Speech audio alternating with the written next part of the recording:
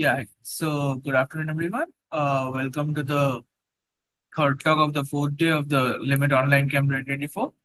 So we have Shankha with us. He's a PMAT student at ISI Bangalore and he's currently in his third year.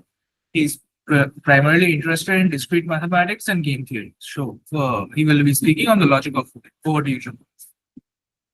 Great. Thank you, Rishik, for the introduction. So I'll just start sharing the screen. Just 1 second.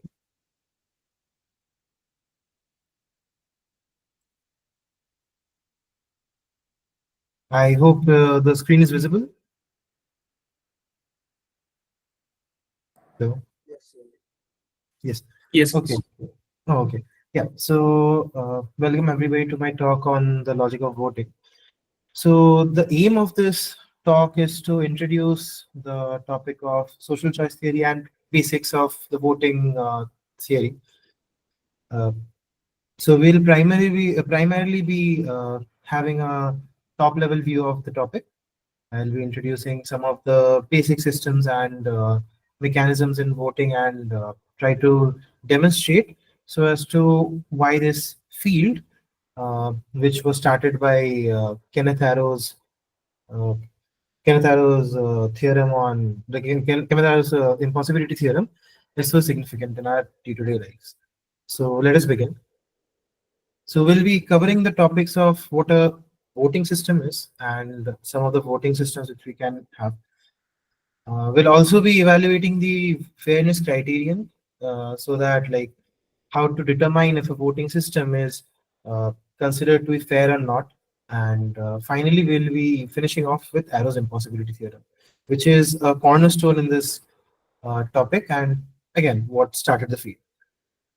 If we have time after the topics are introduced, we'll be I'll just be introducing the topic of strategy proofing, which is something which can be continued later on at your own volition if you're interested.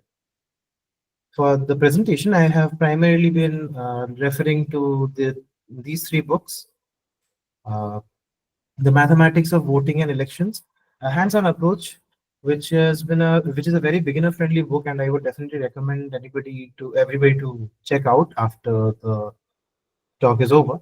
It is a very simple and motivated approach into voting theory, and it is very helpful for any of the beginners who are interested to get into the topic. Choice theory, a very short introduction, is also another very good book.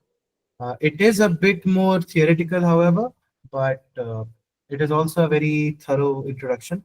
And lastly, we have the Handbook of Computational Social Choice, which is the primary reference and the book I had been following for myself to study this.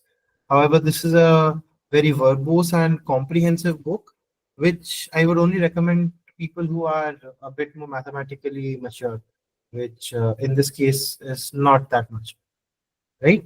So let us begin with the crux of the topic. So, what is a voting system? In our day-to-day lives, we often come into situations which necessitate us to uh, get a group of people to decide on a particular decision. Let's say we are going to the movies, you and your friends, and then you need to decide on which movie you want to watch. In that case, we want to determine which movie would be enjoyed by the most people. In which case, a voting system is going to be required. Now we can uh, we can think of this as like a machine that can collect all of the preferences that we have. Say our moviegoers say I want to rank the movies 1, 2, 3, and 4. So then it collects them and then tries to output a winning candidate or winning movie in this case, which will using a formula which we will have devised. Now, uh, some of the examples which we'll be covering uh, are going to be presented next, after which we'll be reaching the Arrow's impossibility theorem. So the first most basic one is the majority system, in which case we have only two candidates participating in the election. So it is mathematically very obvious that one of the candidates needs to obtain more than 50% of the vote to win the election. Because, say, both of the candidates, A and B, get less than 50% votes, then that would mean that the total number of votes is less than 100%. So that is not a possibility. In this case, we are going to assume that all of the populace is voting, or we are at least going to assume that we are only working with the populace that has voted, and will be ignoring or will be counting the people who have not voted as null votes. So those will not be counted in a percentage calculations. This is a very simple form of voting system and the most traditional. You will always have a definite winner. Although in the case of a tie, that is something which we will not be dealing with here. Next up, we'll be introducing the plurality system, in which case we have more than two candidates. So, when we have more than two candidates, then the 50% of the vote might not be there. So, we might have a distribution of, say, A having 30%, B having 40%, sorry, 41% maybe, uh, just for mathematics, like to make it easier to calculate. So, wait, yeah. So we have, say, 41% and C at 39%. So in that case, B is the winner. So it is a very simplistic system in which every single person votes for one candidate, where we have only one primary individual we choose out of all of the alternatives present here, and the person with the most votes wins. It is a very simple system as can be understood, but it has some flaws. As in, what happens when we have more than like 7, 8 candidates? The votes get very split, and in case we have a close election for multiple people, say in as we can see in this example, the the percentage of the vote by which the candidate may win diminishes. So say we have even more votes than even more candidates than this. Say we have 100 candidates. Say we have more than that, which is a bit impractical, but however, still the point stands. The votes will get spread out, and the person who ends up winning might not be the favorite or might not be the most preferred out of all of the candidates amongst the populace. So we want to like that is the psyche, or that is the reasoning why we introduce the concept of ranked choice voting systems. Before that, let us just study this example once. Uh, so in this election, we see that there are 72 votes, out of which A has the greatest. A has 15 votes, which is, as you can see, 20.83% of the vote share. But due to the skewedness of the plurality system and the close competition, as we can see, 14, 13, and 10 votes, 9 votes individually, we can see that all of the events, despite having a lot lower support in general, maybe. So we'll be studying this interesting example of Tinkelnagar, where we have 14 voters for simplicity's sake, with the following preference orders. Now, before we start off, what is a preference order? So this is basically that if we have a person, they would rank these persons as follows. So there are 5 people who put Tantri as their first preference, Supandi as their second, Shanti as their third, Mapui as their fifth, and Kali as their fifth. In the meanwhile, there are 4 voters who have Kalia as their first, Shanti as their second, Supandi as their third, Mapui as their fourth, and Tantri as his fifth. Now you can see the same for the other people as well.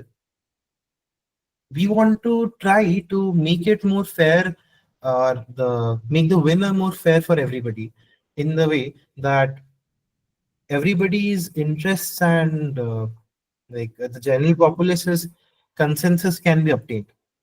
That will be a bit difficult, however, and for that we have voting systems introduced by Tantri. We have voting systems introduced by Shanti, Mapui, and Kalia, which all will be covered right after this. So, uh, let's go to the next slide. Yeah, so Tantri, as usual, as you can see from here, Tantri has suggested the plurality voting system, in which Tantri obviously has the most first preferences. So there are 5 people who support Tantri, and that causes him to basically win by default because the other people, other candidates have less number of votes than him. However, if you think about it, he only has 5 out of 14 people's first preferences, and everybody else puts him in last. So as you can see, like he's last everywhere. So this doesn't seem like the most optimal way to decide who to elect. So we introduce a system of board account. This system was proposed by Nicholas of Cusa, later popularized by John Charles Borda. The way it works is that we have n candidates. So every single voter gets to rank them in like rank them on their preferences. They do need to rank them, and they cannot put them in like equivalent positions. However, which is a con of this system. However, they have to rank them as their preferences. So as can be seen that the preferences now if a candidate is a voter's first preference, they get n minus 1 points. If they are the candidate's second preference, they get n minus 2 points. And if they are way down in their last preference, they are like the like least liked person, least liked candidate for the voter, then they do not get any point. So at the end of the day, the total tally which comes out, we tally the points scored by the individual candidates. And after we do that, the person who has the maximum number of points wins the elections. Now, compared to plurality voting, uh, it has certain pros. It encourages consensus amongst the candidates. So, unlike in the previous example where we had Tantri, who is the most, who was only the first preference of a small subsection of the populace, and the down like the worst preference or worst liked least liked candidate in the other rest of the section of the population, more likable candidates, say Kalia, Mapui, Shanti, and Supandi, all of them are more liked than him overall, as you can see by the standings. uh, they get they get placed higher. They are more prioritized. As we'll be seeing in the next slide, we'll be analyzing this voting system as well. Apart from that, another good thing about this is it reduces vote splitting.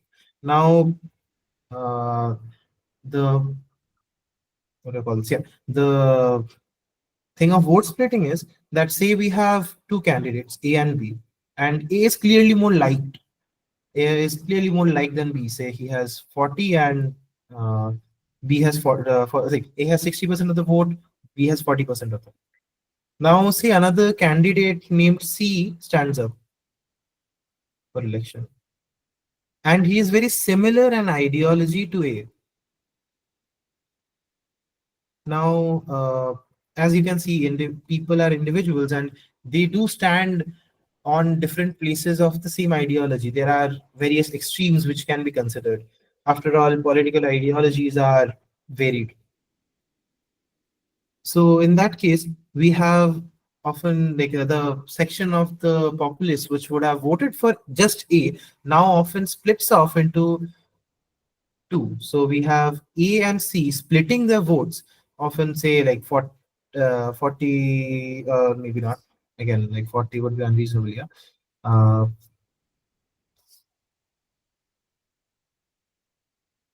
so say like 39, and we have C getting 21% of the vote, and then B getting 40%, which causes B to win. However, if you see that when we see the preferences of the populace, most of the people would place in one of these two. for like the populace of A has either this or this as their preference order in most cases. So this level of vote splitting causes their like candidates to lose. However, if we put up that we can rank participants and rank the people standing up for elections, then in that case, these people would uh, cause A and C to get more points than B. So at the end of the day, what would end up happening is B would in fact get uh, 2 times 40% of 40%, which is 80 points. However, C would get 21 plus the 39, wait, 2 times 21 and 39. So which comes out to be 42 plus 39, as in 6, 70, 80, 81. So C ends up getting 81 points. Even A, if we see, A also gets more traction than compared to B. So both of the candidates seem to perform better than B, which is what the population trends also show. So therefore, Borda count often equalizes the field for people with similar ideologies. They do not cut into each other's votes, and rather they can work together to uh, get their point across the aisle. Now, let us just test them on the example we are working with. So, as you can see, Kalia, who is uh, who is the first preference of 4 people, who is the last preference of 5. However, that just gives him 0 points. 4 people, he's the first preference of 4 people, so he has 4 points times 4, that's 16. Then he is the fourth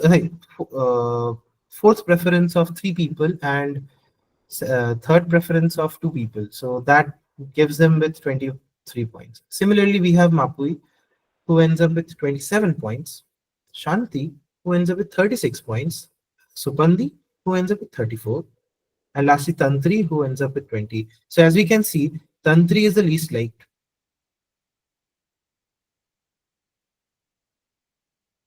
and at least liked. Why am I writing likely? So as we are able to see that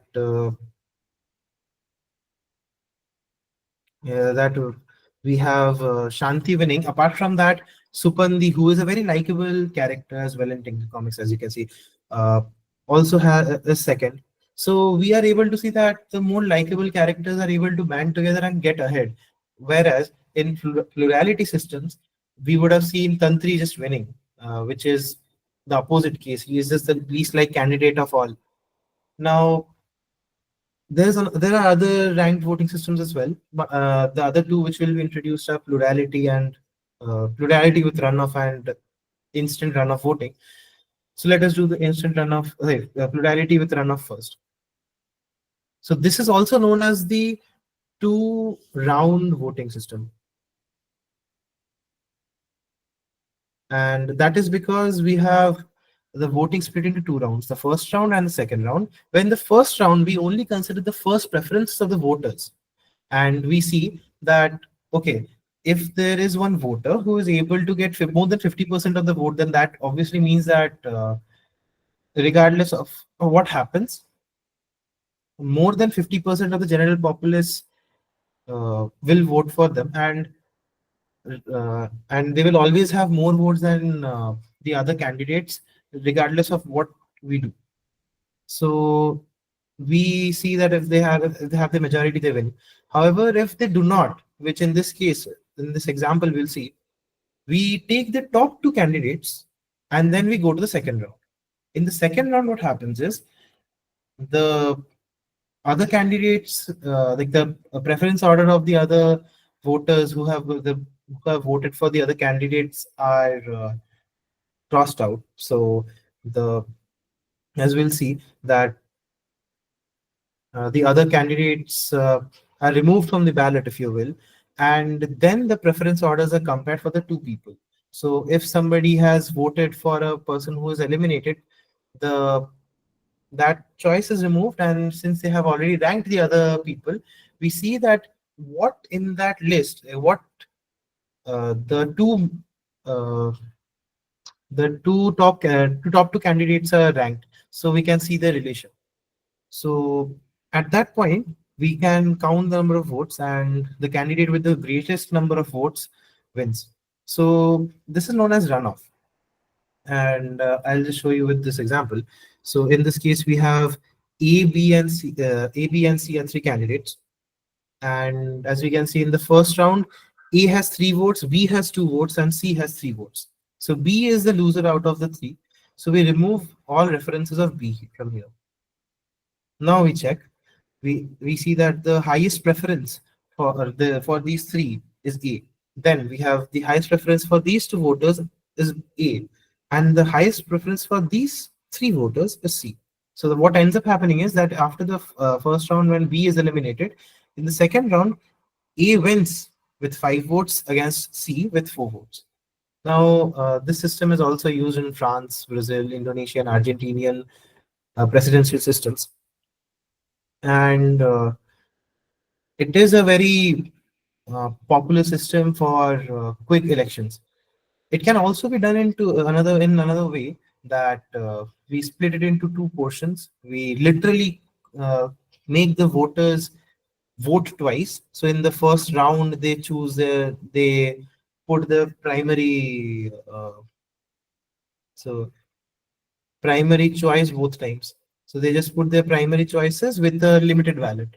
So we just limit the ballot in the second round, and the votes happen. So as we can see in our example, there's nobody who has gotten 7 votes, at least in the first preferences. So Tantri has 5, Kalia has 4, Makui has 3, Shanti has 2. Now it is apparent that the top two voters, the top two people with votes, are Tantri and Kalia. So everybody else gets cancelled. So we have Shanti and Mapui getting completely removed. Also, Supandi did not even get the first preference anywhere. So that is what we see here. Now, what remains to see is how these two categories of voters rank Tantri and Kalia amongst them. And as we can see, Kalia is much more preferred than Tantri in both for both of them. So after cancelling out all the names, what we end up finding is Tantri, despite leading in the first round, ends up with only 5 votes, and Kalia with 9 votes. So when we consider the plurality with runoff voting, Kalia would be the winner of the election. So there's only one more major voting system which we are going to cover, which is the instant runoff, and that also works on a very similar way. So what happens is that instead of choosing the top two candidates, we just remove the lowest candidate. That's all. So in this situation, we have Tantri, Kalia, Mapui, Shanti, and Supandi. Supandi has 0 votes. So we'll be removing Supandi first. Then after that, his votes will get redistributed. In this case, there's nothing to redistribute. But after that, we'll have Shanti, who will be the next lowest, being removed, and so on, which is what we are going to see. This is a voting system which is often seen in Australian and Irish elections, particularly for Australian parliament elections and Irish parliament elections. It is a hotly debated voting system, however, and with its fair share of controversies, particularly due to its non-monotonicity, which is a term which I'll explain and get to later. Now, let us just go through this example once still. So, as you can see, the Tantri has 5 votes, Kalia has 4, Mapui has 3, Shanti has 2, and Supandi has 0 votes. So, Supandi is the first one to go. Now, after we remove him, we also are going to remove Shanti because Shanti only has 2 votes. So now the main points start. So Tantri is the first preference of 5 people. Kalia is the first preference of 4. Mapui is the first preference of 3, and Mapui is also the first remaining preference of the 2 other voters of Shanti. So that ends up with Tantri having 5, Mapui also having 5, and Kalia having 4, which is already a switch around and turn around for Mapui because she was lagging behind Kalia and now she has crossed her. Now, in the final round, we'll have Kali. After Kalia is removed, we have Tantri. Then we have Mapui as the first for these four, Mapui as the first for these three voters, and Mapui as the first remaining preference for the last two voters. So Mapui goes with the wins with a landslide and 9 votes, and Tantri is eliminated, with Mapui being the new mayor of the city. Now that all of these four systems have been discussed, just 1 second. Yeah. So all of the four systems have been discussed. It is a strange dilemma for us because all of these are to some level fair. Tantri's plurality voting, while it has its flaws, it is also a completely reasonable way to think and vote because it is very easy to organize compared to board up, plurality with runoff, and instant runoff, where you have to rank all of the candidates. The voters need to read the ballot, they need to know who the candidates are. Board account, plurality with runoff, and instant runoff, all of them also sound extremely reasonable methods to vote, methods to conduct a vote. So in that case, if we get different results, what does that tell us? That tells us that the decision of what fair is, what a fair election is, that is a bit subjective, which we'll now get. And now I shall be introducing you to the Arrow's impossibility theorem.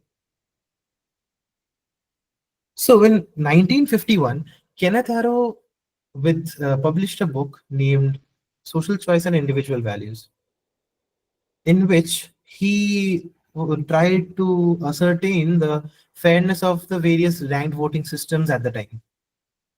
He had also come across the same dilemma, and after months of trying to evaluate all of the metrics and possibilities, gave us a few notions of fairness, which are as follows: universality, positive association of social and individual values, which we'll refer to as monotonicity; independence of irrelevant alternatives, which is referred to as IIA; citizen sovereignty; and non-dictatorship.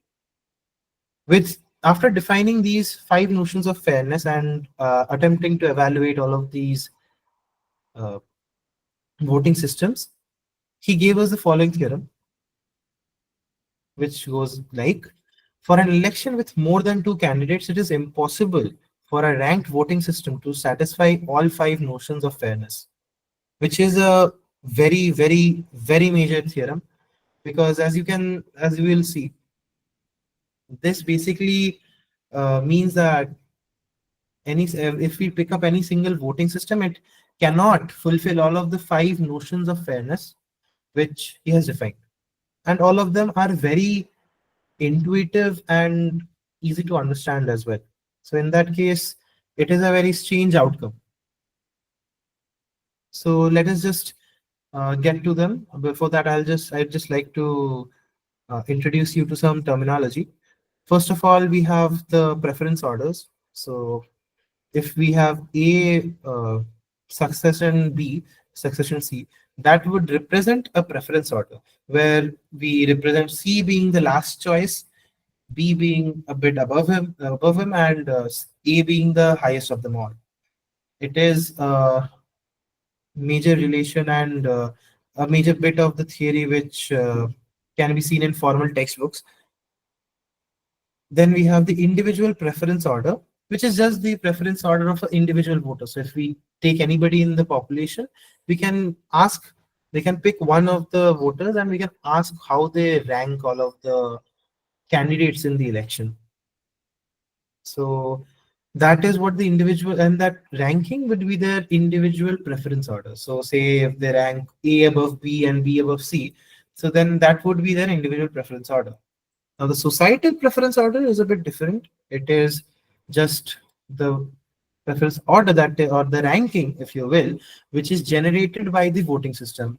Now, obviously, in many of the voting systems we are like plurality, there is no real ranking.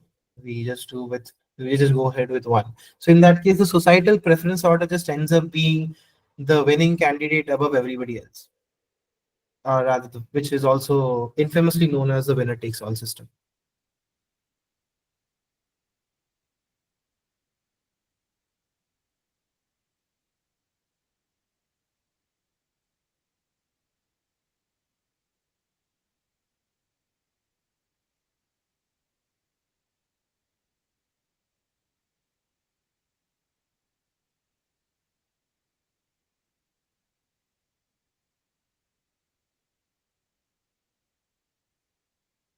Excuse me, sir, you're on mute. Shankha, I think you're muted. Oh, okay, okay. Yeah, sorry, I apologize. So I was saying that we'll be covering the universality criterion, which is the first criterion for the arrow's impossibility theorem. So it is a very intuitive criterion uh, which can be thought of to be a very obvious requirement. However, there are some voting systems which are unable to fulfill even that. So, what this criterion necessitates or requires or states is that the voting system should be able to process any ordering of the alternatives present. So, if we have, say, A, B, C, and D, all of these are the candidates, then we are able to have any one of the permutations, any one of the orderings, and that should be that we can put in our ballots. So we can rank A, B, like, sorry, uh, A, B, C, D. We should be able to do A, D, B, A, D, D, B, A, C. All of these should be allowed to be put into the system, because if you restrict a particular kind of ordering, that would not make it fair, because that would be unrepresentative of some of the populace's interests and election and expectations. So we can see an example of this in our deadlock situation. Say if we put the requirement that Tantri should always be above Supandi regardless of what happens, then that would alienate the rest of the populace here, who all rank uh, Supandi above Tantri. So this is a first criterion, and basically implies that every single permutation can be put into the electoral ballot, and every single person's interests and preferences can be represented, or at least considered in the voting system. Now, the uh, second criterion, which is monotonicity, which we had referred to in the past, is a tad more complicated, but still pretty intuitive. It says that we call a voting system to be monotone if the changes, like if a candidate gets more votes, in has an increase in the number of votes for them, or has a favorable change in the preference orders of the electorate, then in that case it cannot cause the candidate to lose out on anything, or to lose the election, or be worse off in the electoral counts. Now, as we will be able to see an example here, that of the personal preferences orders. So if you have this example here, uh, sorry, yeah. So we have this particular example here. So now, if we have anybody who wishes to put A up, right? So we have now four people voting for C, A, B, and one person voting for A, C, B. So in that case, whatever voting system we use, if it evaluates this situation as being detrimental to A, more detrimental to A, because previously we would have ended up in a tie. Now we don't. So in that case, we would call that system to not be monotone, because overall, if you see the change, you will find that A has improved its positioning in the society had taken in, right? So it doesn't make sense for A to be lower down or worse off in the preference orders or when after the elections are over. So we'll actually I came up with an example for the same. We'll be covering this after we are done with the overall talk.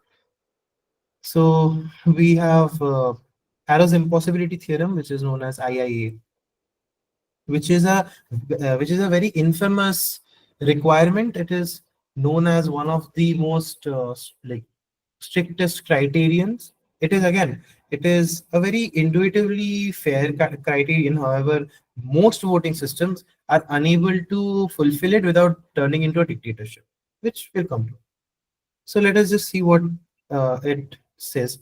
So it says that if we have a group of voters prefer candidate A over candidate B, then in that case, if we introduce a third completely unrelated candidate, C, then it should not change the outcome between A and B. So like if we have A greater than B for everybody in the election, and then there is this candidate C whose position is anywhere. It can be in the middle. It can be greater than A, it can be less than B. So in the case of the results, if we end up with B being uh, better off than A, then in that situation, what uh, like it would be very unfair, right?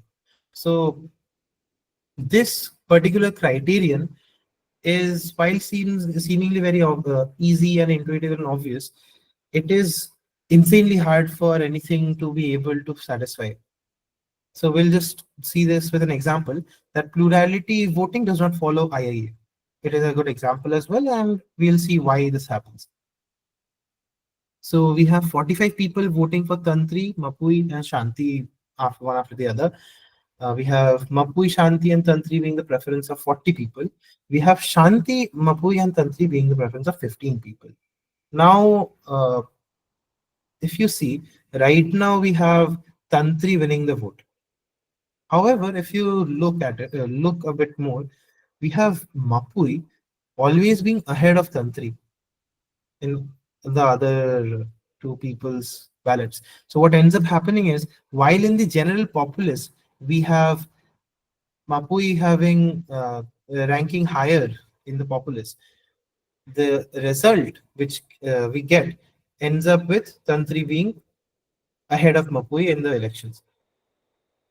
Right. So let us move on to the next topic, the next criterion, which is citizen sovereignty.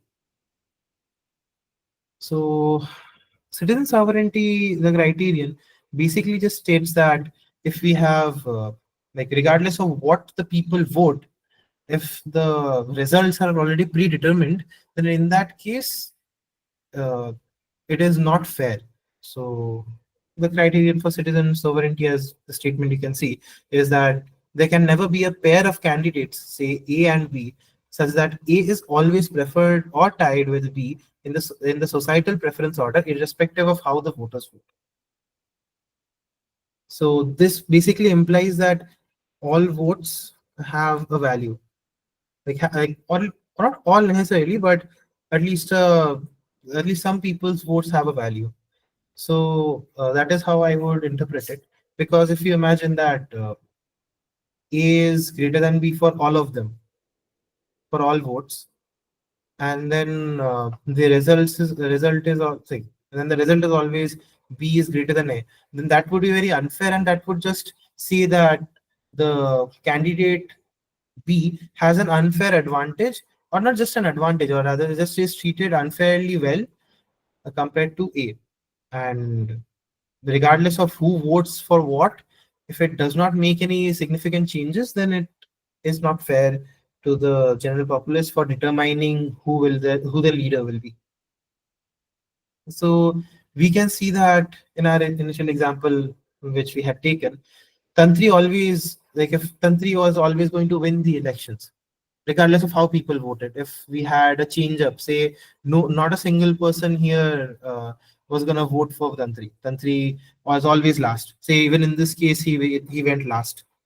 In that case, we would just have like, and then even then Tantri would be the winner, then that would be very unfair to the rest of the populace, and it is a very unfair voting system according to this criterion.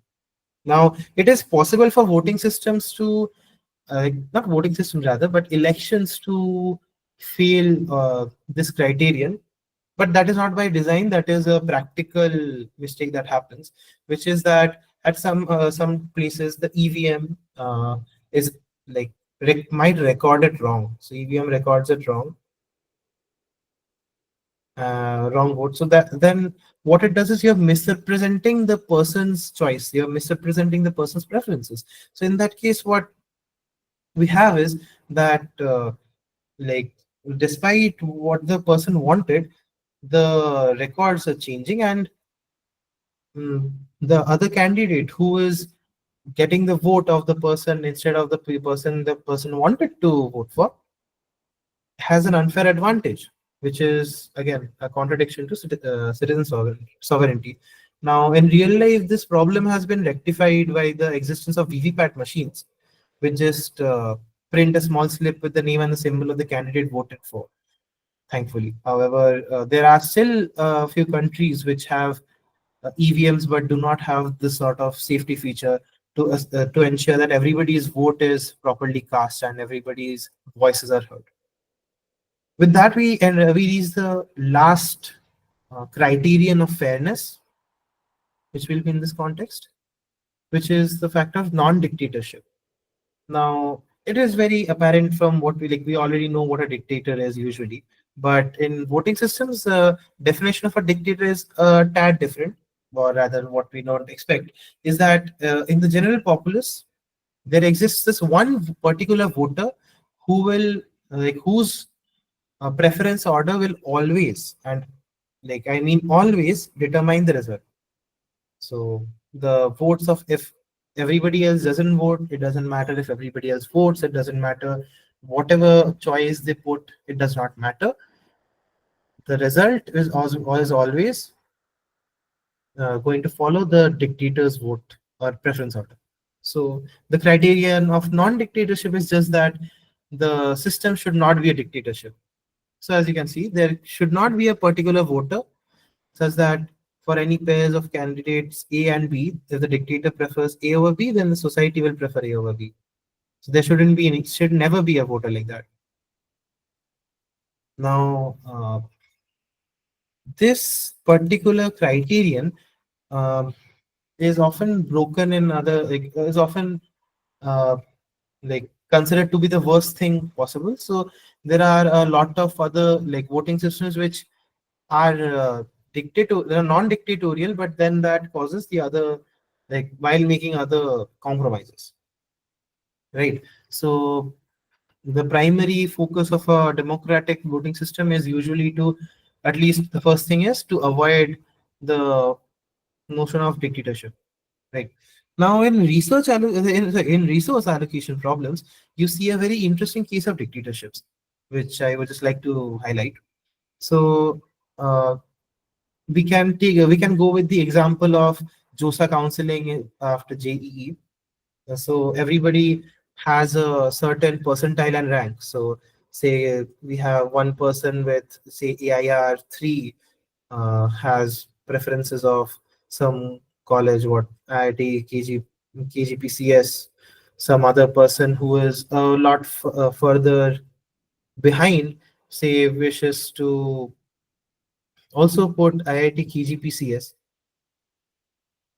So in that case, like this is the kind of system you do. So you have you put a preference order. So you have IIT, say what, Bombay CS, and so on.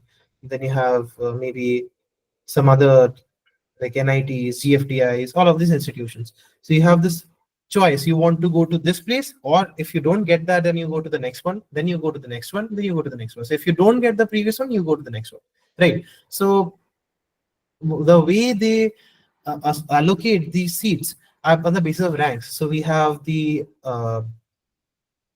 students being ranked from 1 to say, how many people gave this year? I think 18, 12 lakh or 13, 12 lakh.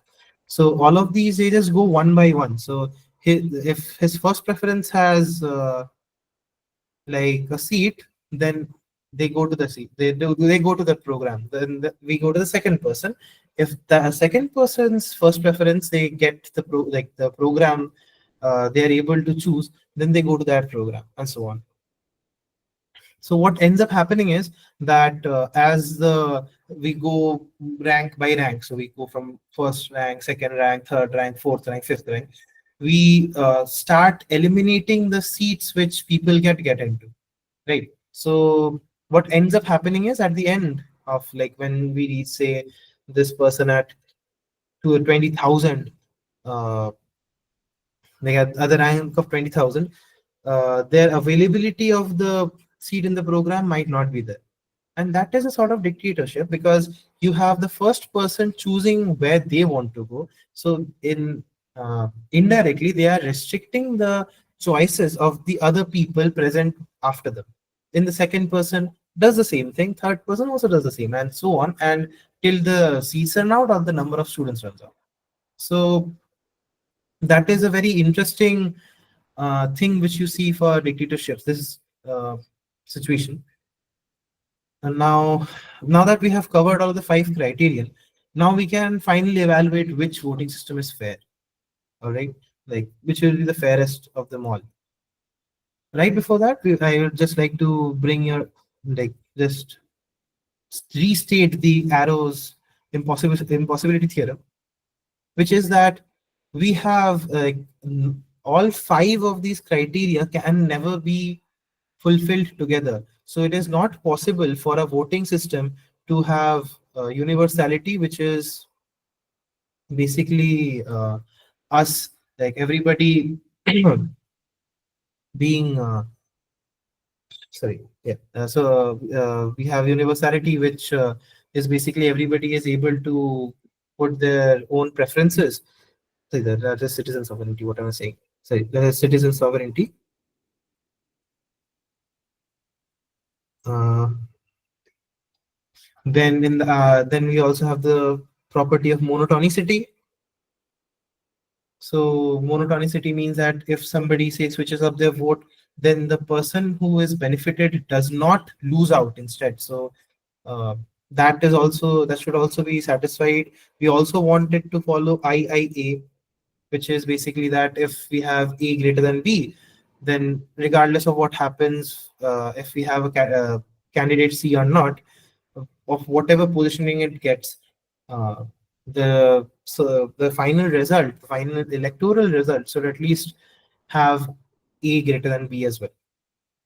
And lastly, we have non-dictatorship. So Arrow's theorem just says that all of these cannot be fulfilled together, which is a very big theorem, which is a very major theorem.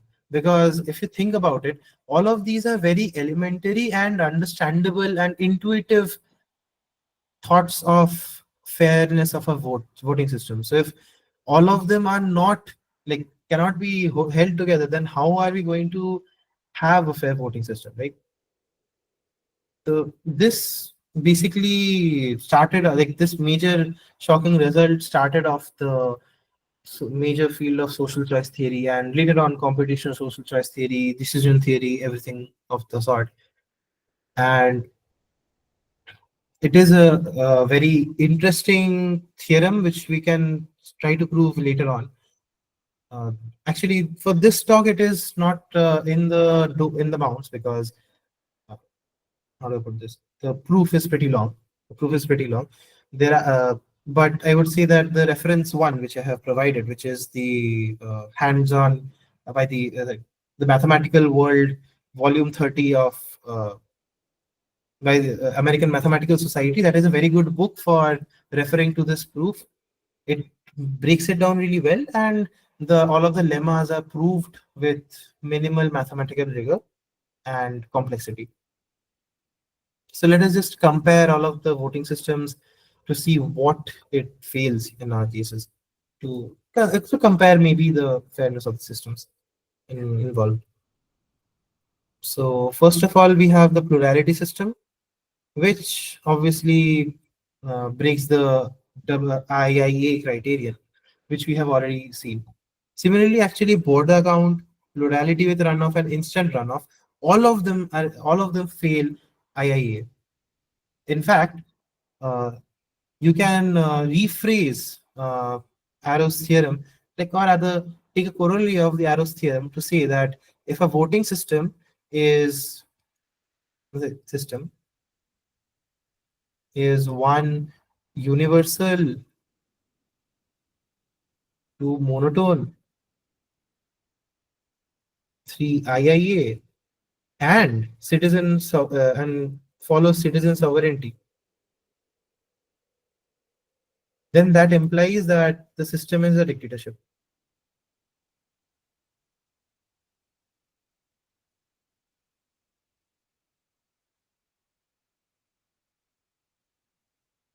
which is the major takeaway from this particular theorem overall. If required, if I am asked, I can actually provide you for the lack of monotonicity of instant runoff at the end, because that is also a very shocking result, which you might find.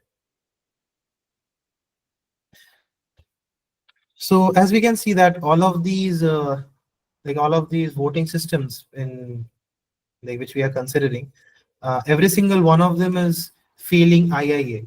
So and the it is a very reasonable question to ask that if there exists a voting system which would satisfy IIA while also not being a dictatorship, while maybe compromising in one of the other values.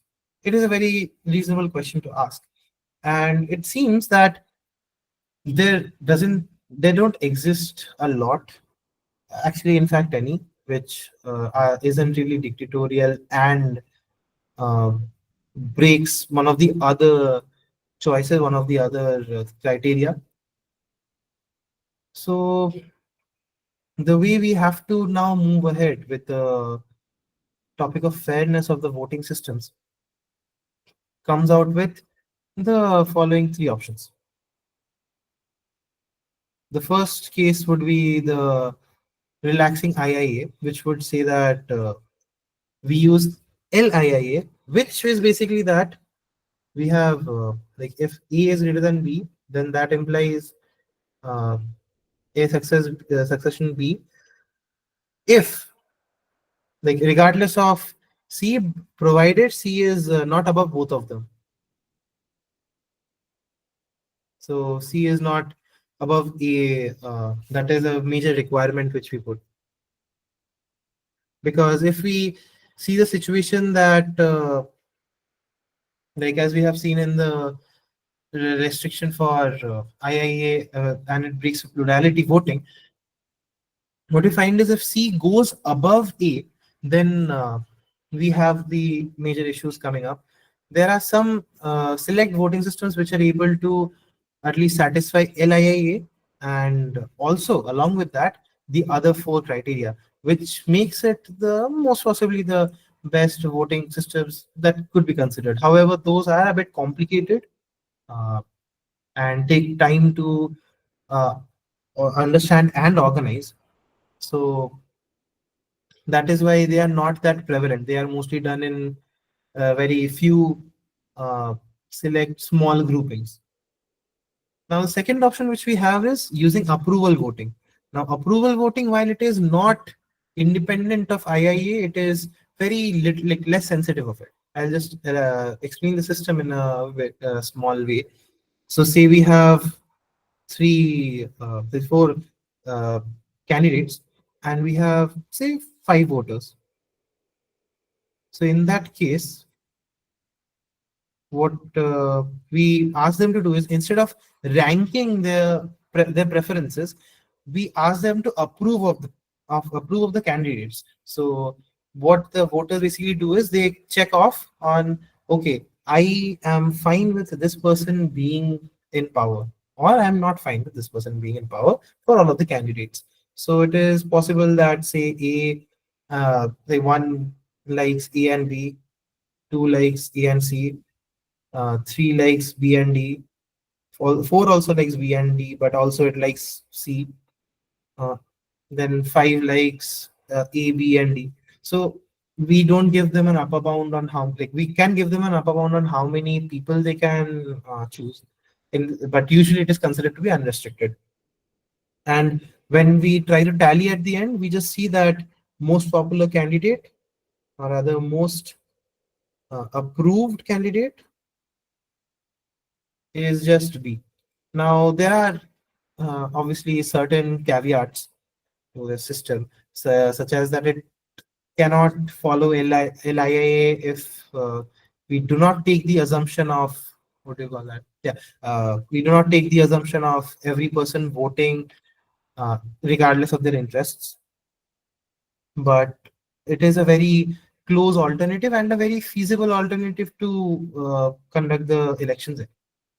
And lastly, we have the weighted voting, which is just something you will see in the UNSC, or the UN Security Council. You will find it in the IMF. You will find it in the EU Council. So till now, we had been giving equal weightage to all of the votes. So if A, B, and C, all of them voted, everybody's vote would count as one. However, in weighted voting, there exists a subset of the population who have more power or more influence. So we can find that in, again, as I said, uh, UNSC. So we have like five veto powers. That is the major thing. Their votes are not considered to be equal to the others. It is also possible that we can count one person's vote as four, and and another person's vote as two, another person's vote as half.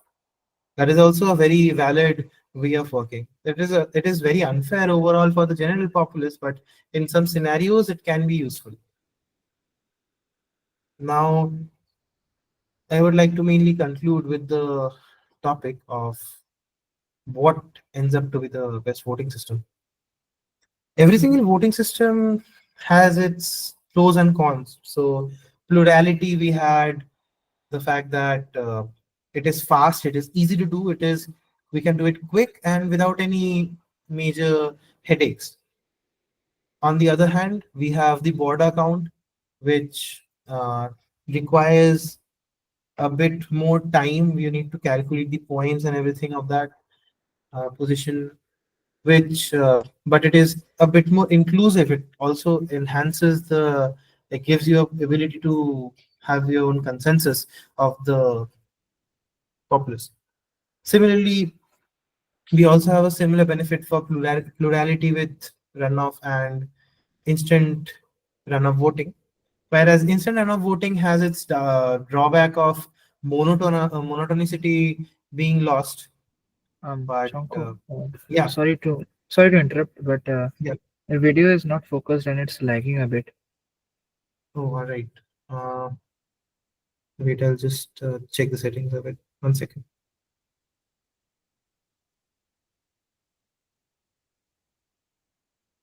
Does this help? Yeah, it's okay. Yeah. Fine.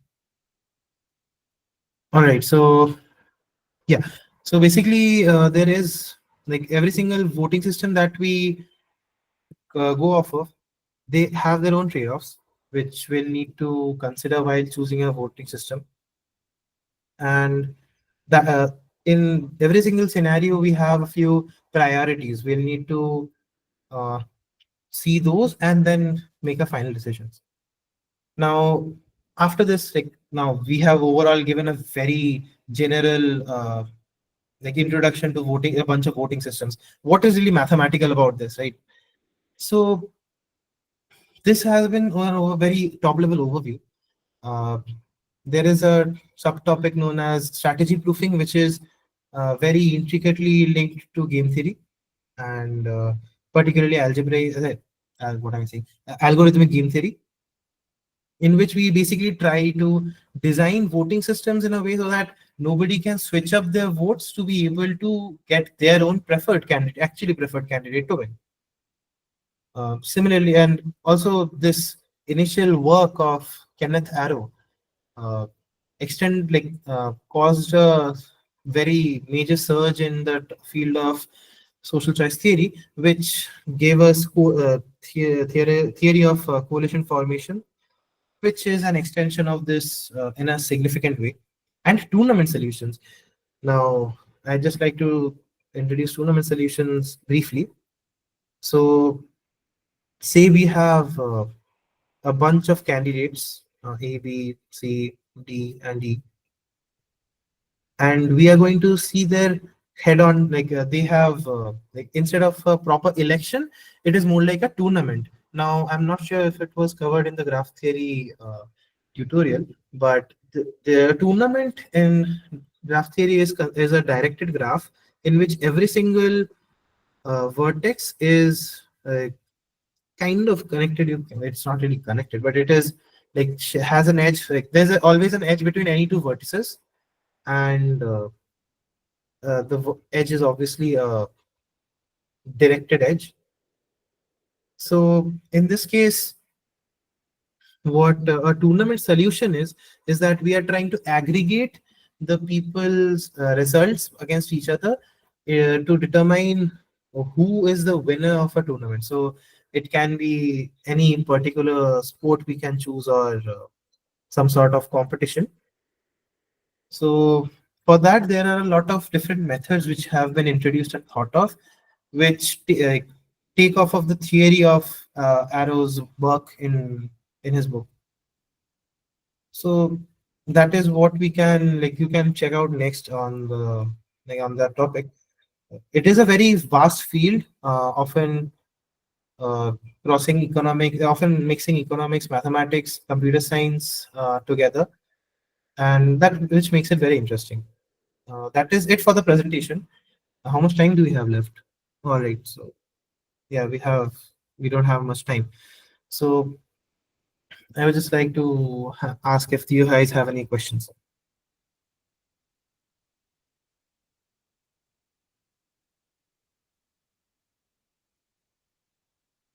Do we have any questions here?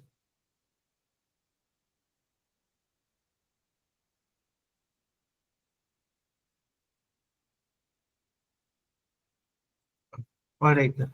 So that I'll just state the last topic which I left, which was strategy proofing, which is a very game theoretic subtopic of this field, which basically is requires us to design a voting system where the voters do not have an incentive to misrepresent their preferences. We do not want to.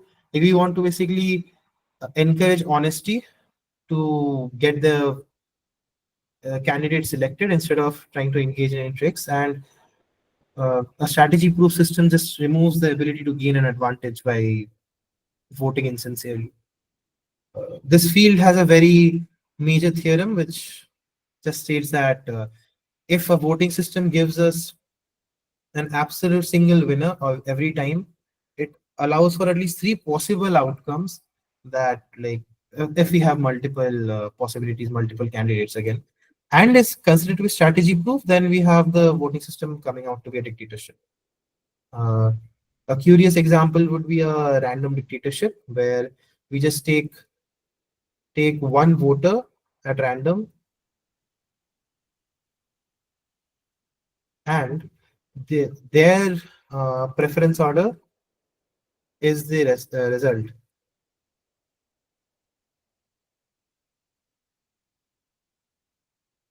which is a very strange and mathematically elegant way, if you will, like result.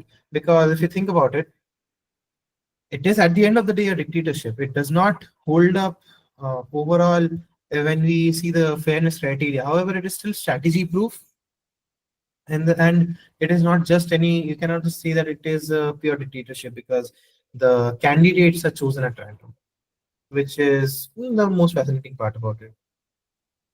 With that, I would like to bring an end to the today's talk on this topic. So if we do not have any questions, then I guess we should end it. Right? Yeah, I'll stop the presentation now then.